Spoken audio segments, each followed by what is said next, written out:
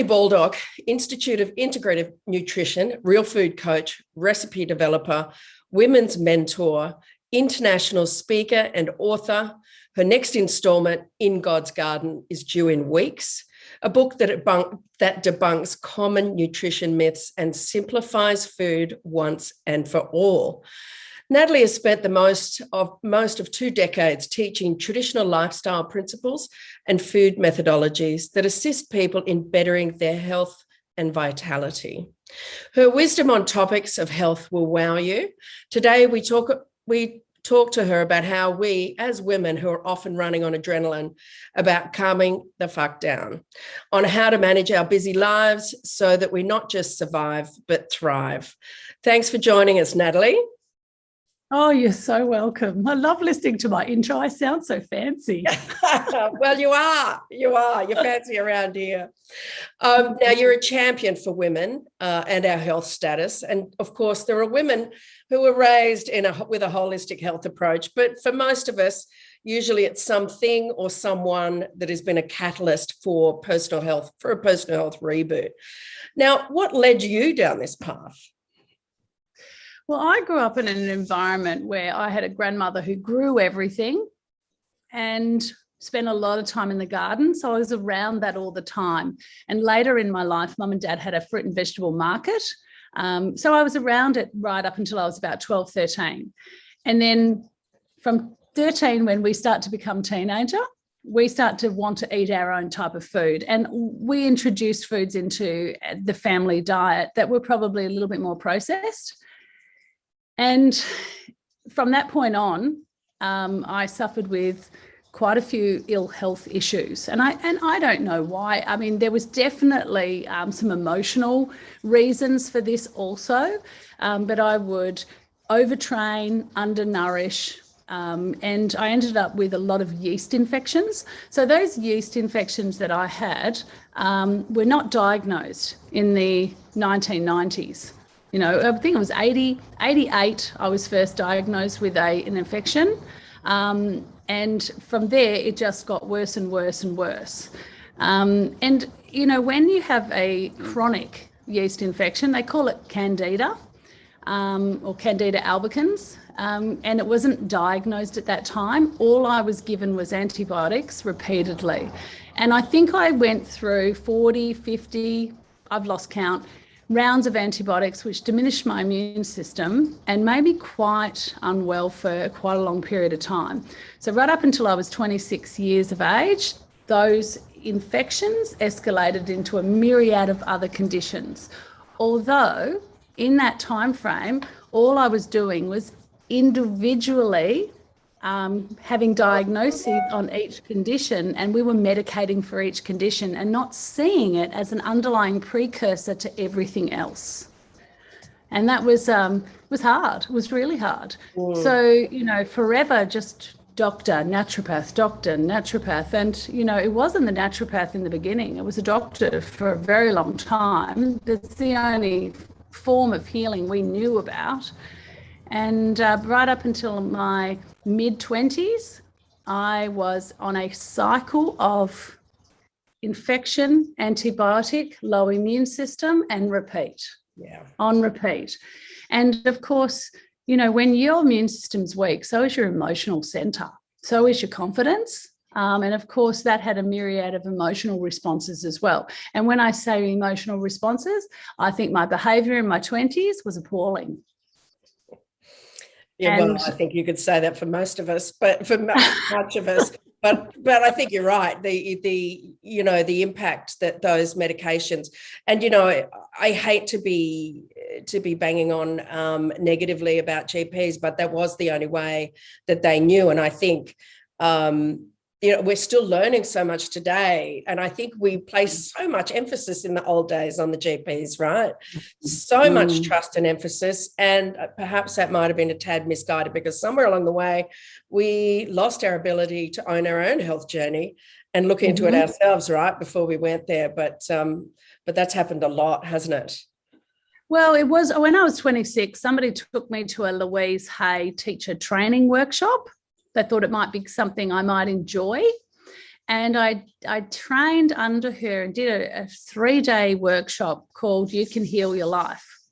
And as I'm sitting there and I'm listening, and we're talking about the female region, we're talking about that entire area from, so I've had cysts on my ovaries, I've had chronic period issues, very, very heavy periods, and then no periods for a long period of time. And I've had a lot of anxiety and even bouts of depression, all linked to Candida.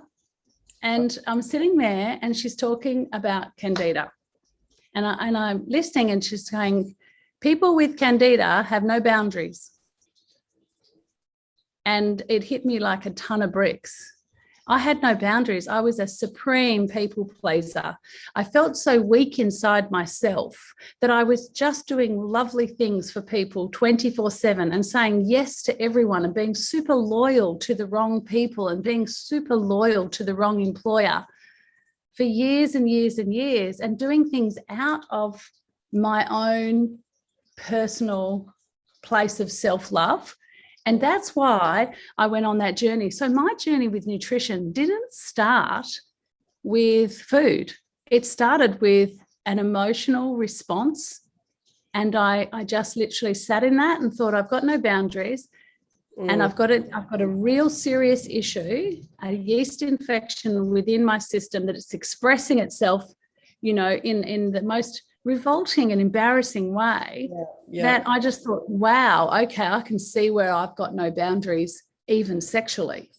And so that was really alarming for me. I just went, and that was the moment that I culled poor quality food. I culled certain friendships. I culled certain behaviors, and I woke up and it was the most amazing moment of my life. I literally have to thank Louise Hay and her book for saving my life. And now I'm publishing with Balboa Press, which is an arm of the Louise Hay Publishing House. So I feel like it was like, wow, someone just came and just yanked me out of my pain. And I think I'm very blessed. I feel very awake, and I felt very awake since that moment.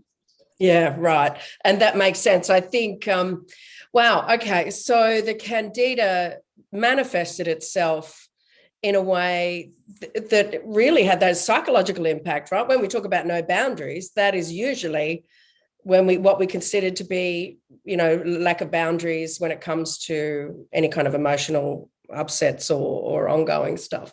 But it really was related to a physical ailment of sorts. And so getting onto nature's path, or getting onto a better, or improving your lifestyle with food, you're saying that just completely turned that around and turned the Candida around and turned all of these other potentially psychological issues around. No other work required? I think what happened is when I tidied up the diet and I went back to God's garden, meaning that I ate all the types of foods that were here pre-supermarket days, everything we grew from scratch, everything that was seasonal produce. And when I started to eat like that and really understand the rhythm, and please know, this took a long time. This was not an overnight thing. I felt my way through that. I had no textbooks to read. At first, I was having pasta with lots of homemade tomato sauce, and then I moved into like, well, hang on a minute, I can make zoodles, zucchini noodles, and I can make a beautiful sauce with tons of veggies in it, and that was the transition. It was really, really, it took a while, and I went down the vegan path. I went down the paleo path. I went down the vegetarian, the pescatarian path, and I really feel blessed that I've done all of that. I know what it feels like to really be a crash test dummy in the area of nutrition. I know what it feels like to overeat starchy carbohydrates, undereat meat and good quality proteins. I know what it feels like to have a sugar imbalance in the diet. I understand all that. I felt it. And the most amazing thing is when I cut out the alcohol and the other things that I was doing in my life, because life was a bit tumultuous in my 20s, I actually lifted the fog and went, okay, that is the first step to feeling better. Then I had to address the emotions, and I had to look back at where in my life pre-13 did I adopt low self-worth in my female region. Yeah. And then we got deeper and deeper and deeper. And then I had to look at that. And that was ugly and it was hard, but I went into it, I felt it, and I moved past it. Oh, well done. Now, obviously, you had good foundations for understanding normal, natural foods, healthy foods, foods that are coming straight out of our ground. But what did you sort of settle on when it came to diet style? Obviously, you tried paleo, vegetarianism, veganism, all of those. So where are you now? What works for you now? Well, I use a methodology of 30% protein, 60% plants, and 10% fat. That's my diet. And it's actually, if you walk into a pharmacy and you say, look, I want to be as healthy as I can, as naturally as I can, what can you recommend? They're going to recommend for you. They're going to recommend a good fat, an omega fatty acid. They're going to recommend a probiotic, which is good for your gut. And they're going to recommend a multivitamin, which is where all your fruit and vegetable nutrition, all the multivitamins, all your vitamins and minerals and antioxidants come from your plant kingdom. Yeah. So even the medical industry and the pharmaceutical industry knows exactly how to keep us healthy. They've done it in a medical form or a pharmaceutical form, but in nature, it's exactly the same thing. We need to find which protein suits our body. We need to find the arrangement of plants that best suits our energy. If you're exercising really hard every day, you're going to need more starchy carbohydrates in your plant kingdom. But if you're sedentary and you sit at an office desk all the time and you have a lot of stress, you want to have lots of green leafy salads with your protein. And then your fat is just adding avocado, adding nuts and seeds, or putting a really good quality oil onto your salads and your veggies. And so when I wrote I wrote a book a long time ago called How to Plate Up. And how to plate up was how to plate up, but choose your protein. So you can be pescatarian, you can be paleo, you can be vegetarian, you can be vegan in this program. And so it's something I wrote a long time ago. I actually sold that off. I don't own that anymore. It's gone. It's in the hands of a very, very good company. And I'm so pleased that I was able to do that. But my methodology will always be the same. Protein, plants, and fats, 30, 60, 10. And if everyone adopts that, they can choose to be vegan or vegetarian or paleo or pescatarian. And the reason why those particular diets work, and keto sits in there too, the reason why they work is because they are sovereign diets. And what I mean by that is that if you go to Japan and Asia, they'll eat more fish and green seaweeds, and fermented foods because they live around water. Then you look at Australia, it's more keto-based, it's more paleo-based. We eat animals and we eat plant kingdom, and then you go to, say, Antarctica and you're eating fish and whale blubber and, you're not seeing lots of green leafy vegetables. It's very keto-based. And so really, when we look at diets, we're looking at area-specific sovereign diets that have been passed on for years. And these countries are the countries that actually have the highest life expectancies, ancient countries, where the diet has been passed down and they really do eat a protein. They eat lots of plants and fat is incorporated into their diet somehow every time. Yeah. So when you say, what's my diet? Well, I reckon I'm flexitarian. I reckon I swing from vegetarian and veganism in summer because it's hot and I want light food. And then in winter, I do my earthy soups and curries and stews and my ossobucos and all sorts of stuff. So I don't know. I don't want to be labeled. That's perfect. And I think it's really important for people to understand it and to break it down like that, as you say, kind of how to plate up is important because it's just understanding what that balance needs to be. I think we've so lost our way with diet. I don't know what it is. It's almost like when we were kids, you got these things as treats. I don't know, there's a burger or whatever it was. And then suddenly we Suddenly, or when I say suddenly, over the last 20, 30 years, and as we get older, these things infiltrate our lives like they're a normal part of your diet, normal part of your day. So we've kind of, I think this is where we've lost, right? So it's coming back to being that break up the plate to protein. But what protein means to you is entirely your choice, of course.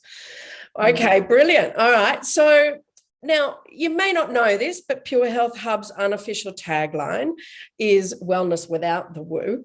And the reason behind that is our aim to bring back functional, evidence-based medicine to the fore for women, for all women, but of course, particularly for women 40 plus, because I think this is when we need it most. Obviously it'd be nice if we started much earlier, but doesn't always seem to be the case. But our priority here is to keep it practical and easy to digest. Excuse the pun. Now, so what I think I wanted to then go into, you touched on it briefly, but I was really curious about the title of food methodologist and vibrational medicine coach. Could you walk us through those? So the food methodologist is someone that creates a method around eating. So I don't know anyone else with this title. I came up with this title myself. It's not something that is a university degree. Now, when people say, what do you do? And I say, I make method around food. So, when I have a client and that client will sit with me, we will do a 2-hour session. Half an hour of that session is a bit of a diagnosis on what they've eaten over the last 7 days, what they've eaten, what they've drunk, and how they've felt inside their bodies over that 7 days. And what we're trying to do is identify with each client where they might be, say, we look at different categories where they might be having too much stress, not enough plant-based nutrition, too much sugar-based foods, too much starchy carbohydrates for a sedentary lifestyle, what actually is underlying emotionally and also physically and also nutritionally to cause the issue that they're actually there in front of me with. So when I say food methodologist, all we're doing is trying to give them the how to plate up method, or the protein, plants and fats method, but we're trying to put together a plan for them that actually works for their lifestyle and also for their loves and passions around food. When I say loves and passions, a lot of people are very passionate about being a vegan. Some people are very passionate about barbecuing. So we need to incorporate all of that into their plan. And when I say food methodologist, I also mean that I write recipes for restaurants as well. And sometimes I've written recipes and menus for restaurants that want a certain feeling. They want the food to be light. They want everyone to enjoy the food and feel light and not feel heavy and leave early. They want people to stay and drink more wine and enjoy themselves. So the method around that is really coming up with a beautiful menu that is balanced but lighter. And so when extremely tasty. I mean, yeah, of course. I've got all my food's tasty. Yeah, well, exactly. But I mean, if you're writing them for restaurants, it's an interesting place to be, because obviously you've got to tick a lot of boxes there. But it's also interesting because restaurants now are really, that is a big focus for them, right? Because, and particularly for us of a certain age, you're right. I don't want to go to a restaurant and walk out like I've just eaten a cow, or, I think, so it's really fascinating that they're taking, that they're engaging people like you to help them find that place. That's fantastic. Okay, so vibrational medicine coach, tell me about that. So everything is a vibration. Food is a vibration. Some foods are heavier and hold a heavier vibration, and some foods are lighter and hold a lighter vibration. Some foods have a winter vibration and some have a summer vibration. So when I look at food and I look at it as an energy for the body, I'm also feeling into the energy of that person and what they need to heal. And, if somebody is going through a really tough time and a really heavy time, to actually give them a food program that's very heavy in starchy plant-based carbohydrates can often make them stay in that feeling. And what we want to do is we want to bring them out of that feeling. So when we talk food and vibration, we're looking at that. When we're talking about vibration of body, we're talking about breath work.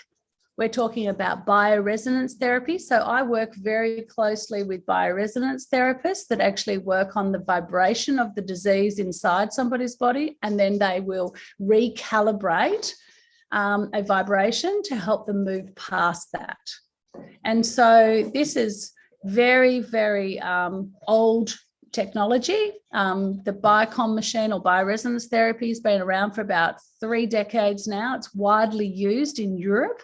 And there's only a handful of people in Australia that do that. And the people that do this are highly trained. So I work with them, and I also work with breath technicians and meditation teachers to help some of my clients move spiritually, emotionally through particular issues. I'll give you a great example. I went to my own breath technician to get past a sciatic nerve injury in my hip. We did a 2-hour session of breath work, breathing into the area, and the tears come up and the emotion comes up. And the right hip represents stubbornness on a negative side. But on the positive side, it is your strong masculine side that moves you forward in life. Now, at that particular time, I was making a huge decision around letting go of a ginormous love and passion to move into another more powerful love and passion. And I was super scared, and my sciatic nerve was pinching and twinging. And I have a really stubborn nature. So my stubbornness and my addiction to people pleasing and loyalty was coming up. So I'm like, I've got to stay, I've got to stay, I've got to stay, I've got to stay. And so I was getting this pinching, shooting nerve pain in my hip. So when I went to my breath technician, we breathed into that, and I cried a lot, and I realized that my loyalty holds me back. My stubbornness, sometimes I need to be more flexible in my thought.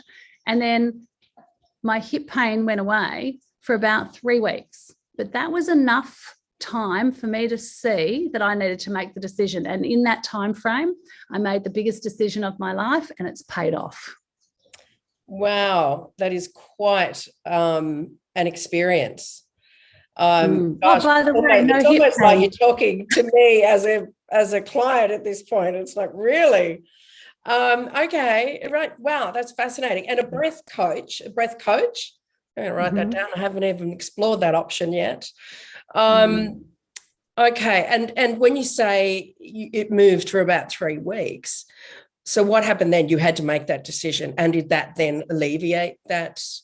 So I knew I had to make the decision, and because I was putting it off, the pinching was coming back.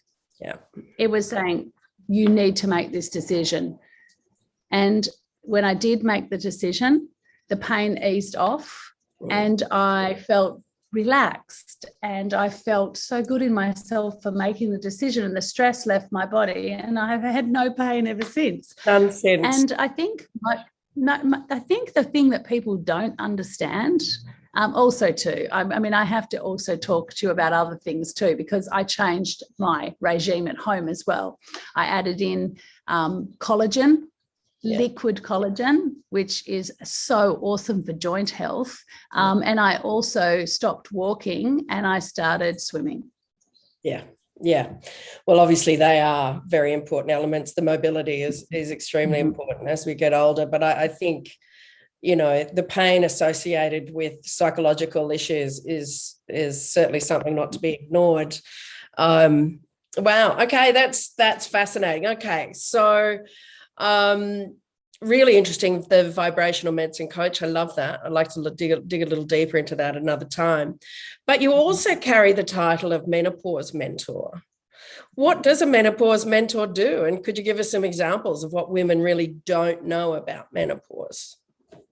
Well, I don't profess to be a doctor of women's health at all. I would never, ever say that. But what I realised is that there is a supreme element around nutrition and menopause.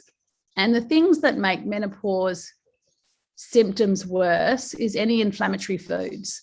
So if I was to sit with a client, I would make sure that they don't have a large amount of wheat, yeast and gluten, processed dairies and refined sugars in their diets. Making sure that they're eating a lot of green leafy vegetables, and they're eating 5 small meals a day, around 200 to 250 calories a day, rather than eating 3 big meals, because as their progesterone and estrogen lowers going into menopause, everything starts to get really, really tired within the body.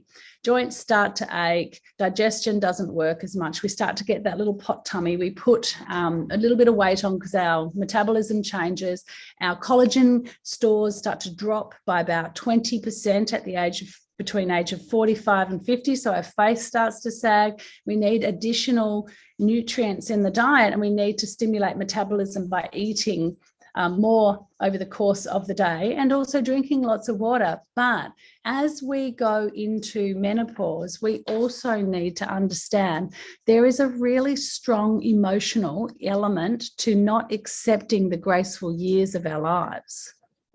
And when I say I'm a menopause mentor, I'm always forever wanting to hold the hands of women in their late 40s up to their early 60s and just say it's okay to get old. It's the most beautiful place to be. We're wiser, we're stronger, we care less about what others think. And you can age so gracefully with the right system. Yeah, absolutely agree. And I think what a fabulous opportunity really to be talking to women. I think we often get a little terrified by the whole process. All we hear about is that, everything stops and then everything, all the awful stuff starts. But I think the important thing for us is understanding what those things that are likely to happen or could happen or do happen or are happening, and what we can do to alleviate that and get on with it. Right. So what a wonderful thing to be able to have a menopause mentor to go through that, because I think we just really don't know what to expect because it's been hiding in the archives in the den forever, unless you had a really communicative mother, and really you didn't want to know about it at that point anyway. So what a fabulous thing to offer. We actually have a group in Perth called Lady Bits. Yeah. And it's for itchy, bitchy, scratchy women who are intolerable, who just want to drink bloody wine. Oh, that's fabulous. Oh, that's wonderful. It's so much fun. And, when I was going into menopause, and I didn't want to admit that myself, and it was a very emotional time. Yeah. I didn't want to be a menopause mentor. I was like, I'm too embarrassed to do this. I want to tell anyone that I'm going through menopause. But I'm now on the other side of understanding it, and my symptoms have lessened because of my own learning and my own practices, that now I'm really finding it the most beautiful time of my life. I really like who I am, and I really don't give a shit what anyone thinks of me anymore. And that is a massive realization, isn't it? I think for me, that's huge as well. I think you came to some great realizations when you were 26. Well, it's taken me, a lot longer to get to that. But I think that's, again, another reason for the hub. Let's not just, pull ourselves back and hide behind the curtains, because I'm sure as shit not going to. But I've got to get on with it. So I've got to work out what I can do with all of this and then, keep moving. So, yeah, I agree. We can't, I don't really want to be a menopause, proponent of menopause and going through it and how we get through it. But, if we don't, we're not helping anybody. And I think it's an important thing for us to do. So moving on to something else, and what's very exciting is in a few weeks' time, we're going to be welcoming your book, In God's Garden. Now, this is about, you profess that this book is about simplifying food once and for all. Now, that surely is the Holy Grail. How have you come to that conclusion? Well, the thing is, we plant food, we grow food, we eat food, and we feel good. But when we go through the supermarket and we push a metal trolley inside of a big building, down aisles full of cans and plastic and packages, and everything's bright and colorful, we often really, really confuse ourselves around what is nutrition. And even we're complicating health food. You know, health food has 50 ingredients in it. This is really, really healthy, this acai berry bowl, but it's got 15 ingredients in it. And why does my tummy turn in knots when I have it, when it's meant to be healthy? And it's because food was meant to be eaten in a very simple way. And the Italians have got this right. You know, they have an insalata, you know, they do a salad, and it's tomato, basil, and a beautiful bocconcini cheese, you know, which has been cured themselves with a touch of oil. Or they'll do a simple, you know, beautiful pasta that's homemade with an oil and some garlic, you know. And it's just about understanding where our food comes from. How do we get plants into our diet so we have energy and we have vitamins, we have minerals, we have antioxidants? You know, people don't realize vitamins are for energy, and mineral nutrition is for your immune strength and your body's strength, and your antioxidants is to protect you from free radical damage. And they come from the colors of the rainbow. You know, your purples are your antioxidants, your reds are your antioxidants, you know, your oranges and yellows are your vitamins, you know, your greens are your mineral nutrition. And the thing is, if we understand it and simplify, it's like eat a rainbow every day, eat seasonal produce, grow what you can. You know, don't just make a salad with lettuce and tomato on it only. Why not put in coriander? Why not put in parsley? Why not put in sprouts? Lift the mineral nutrition in your salads. So what we're doing in nutrition is overcomplicating health and overcomplicating disease. When we start to eat simple, seasonal, and structured, what happens is that body heals. And I really think it's a return to home. When we start to honor what God put on the planet for us to eat in the first place, and it's not a religious comment when I say that. To me, the acronym for God is grand organized design. And I believe that it was here, all of this food grows beautifully for us to eat. And there's a saying that my grandma used to always say to me, is that your healing is only 50 meters from your home. And I never knew what she meant until I started looking at food sovereignty and the safety of food. And I started looking at historics, and I started to look at lineage and all the food that comes through the healthiest populations of the world. And what I realized was that the foods that we eat are there to heal us, and they grow close to us because it's in the grand organized design of our lives. So if I turned around and showed you my aquaponics, I've got so much mint, so much basil, so much, you know, there's coriander, there's good are they? Yeah. And like, you know, what do I need? I'm a high vibration soul. I'm here I've got a big job to do on the planet.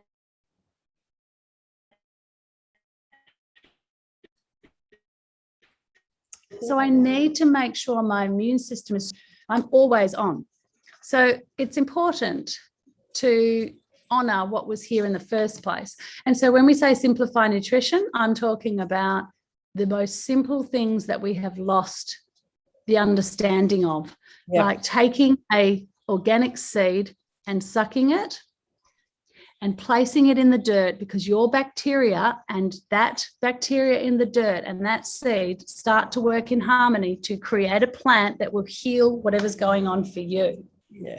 Yeah. People don't know this stuff. Yeah. You know, I often bang on about, you know, truth in food labeling, for example. You know, it just really freaks me out that we can't have that. But, you know, to be honest, we probably should be just eating more of the products that don't have labeling at all, and that are coming straight out of our garden. Now, I just want to very quickly just touch on what I did love reading what introduced me to you initially. Now you're reaching to women's health, of course, and what I'm learning is a lifetime of stress held inevitably wears down the body, mind, and spirit, escalating illness and age. I loved your little ebook, Calming the Fuck Down, the stress test and relief guide for the modern woman. I loved it, and I would also love to share it with our audience if anybody's interested. Thank you. But apart from the obvious aging process, why do women seem to suffer from more stress and illness as we age? Oh, there's so many reasons. It's such a big question. Okay. But I think we have a lot more social pressures, more financial pressures. I think life is extremely busy. You know, when I was a little girl, I remember the first time I ever played sport, I was 12 years old. I remember my mum being at home with me every day after school until I was 13. I remember my life being full of fun and love and laughter. It was simple. And although I was a big personality, I always felt safe in my home.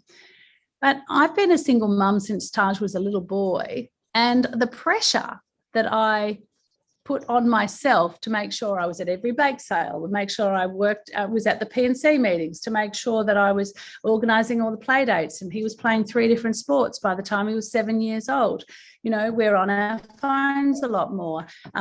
We financially want more than our parents did. Like, everyone has to have a second house and second car, and you know, everyone has to have the best quality food, or but some women are just trying to get by on more than just one holiday.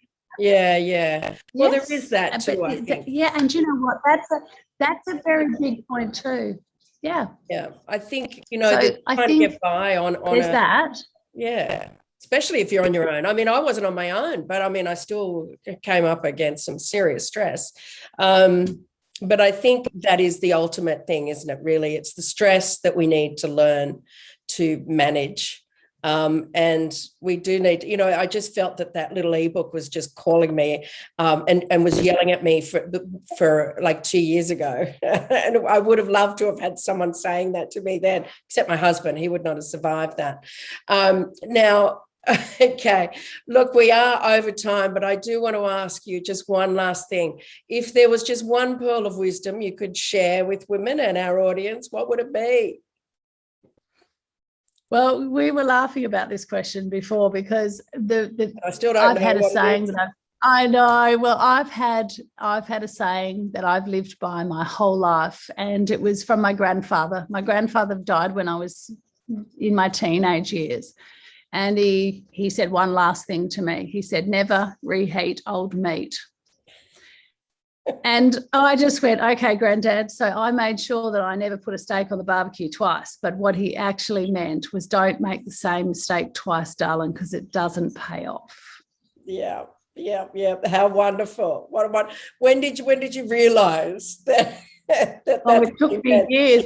After I, dated the wrong man, and then the wrong man, and then the wrong man, I was like, oh, that's what he meant. That's what he meant. Oh, bless him. What a blessing. What a guy. Oh, yeah. It's been such a treat to chat with you. Thank you so much for joining us on The Hub. I sincerely appreciate it. Let's do it again soon. Beautiful. Thank you, Lindy.